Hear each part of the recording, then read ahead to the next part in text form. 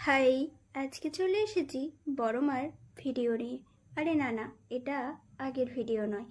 আমি আবারও বড় মার এই কাজটা করেছি নতুন করে। এটা একটা অর্ডারের কাজ, তাই বানিয়েছি আবারও। আগেরবার ক্লের কাজটা দেখানো সম্ভব হয়নি, এবার কিছুটা দেখাবো। পুরোটা দেখানো সম্ভব হয়ে উঠবে না, আসলে সব কাজটার ভিডিও করা সম্ভব হয় না। আমি ক্লেগুলোতে ডিজাইন করার জন্য এই স্কেচ পেনের ঢাকনাগুলো ব্যবহার করি। খুব সুন্দর ডিজাইন হয় এগুলোতে।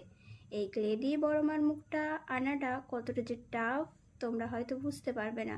আমি প্রথমে যখন বড় মাকে বানিয়েছিলাম অতটা বুঝতে পারিনি, কিন্তু এইবার আমাকে অনেক ঝামেলায় পড়তে হয়েছে। যেহেতু অর্ডারের কাজ কি করে বেস্টটা দিয়ে করব, এটাই মাথায় ঘুরছিল সবসময়। আমি এই বড়মার এই ক্র্যাবটা বানানোর জন্য এটা বাদেও 4টে অর্ডার পেয়েছিলাম, কিন্তু আমি একটাও নিইনি। প্রচুর খাটনি এটাতে, রাতের ঘুম উড়ে গিয়েছিল এটা বানানোর সময়, তাই আমি অর্ডারগুলো ক্যান্সেল করে দিয়েছি। আমি আর বড়মার এই ক্র্যাবটা বানাবো না ঠিক করেছি। অন্যরকম কিছু বানানোর চিন্তা ভাবনা আছে, যেটা আমি পরে পরে তোমাদের সামনে তুলে ধরবো। বড় মার মহাদেবের আশীর্বাদ সবসময় আমার মাথার উপরে রয়েছে। বড় মার এই ক্র্যাবটা দ্বিতীয়বার ভাইরাল হয়েছে। অনেক অনেক ভালোবাসা পেয়েছি এই ক্র্যাবটার জন্য তোমাদের সকলের থেকে। আবার ফর ইউতে জ্বালা ভিডিওগুলোতে তোমরা যদি এখনও কমেন্ট না করে থাকো, তাহলে এক্ষুনি কমেন্ট করে নিও। আর চলো আমার সাথে ফর ইউতে।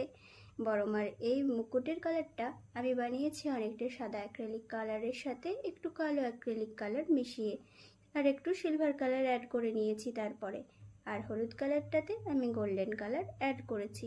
একটার পর একটা রং করার পর বড় মার মুখটা ফুটে উঠছিল খুব সুন্দরভাবে। কি ভয়ঙ্কর সুন্দর লাগছিল রঙগুলো করার পর।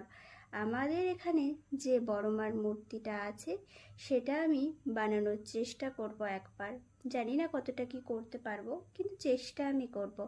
এটা নৈহাটির বড় মার মুখ।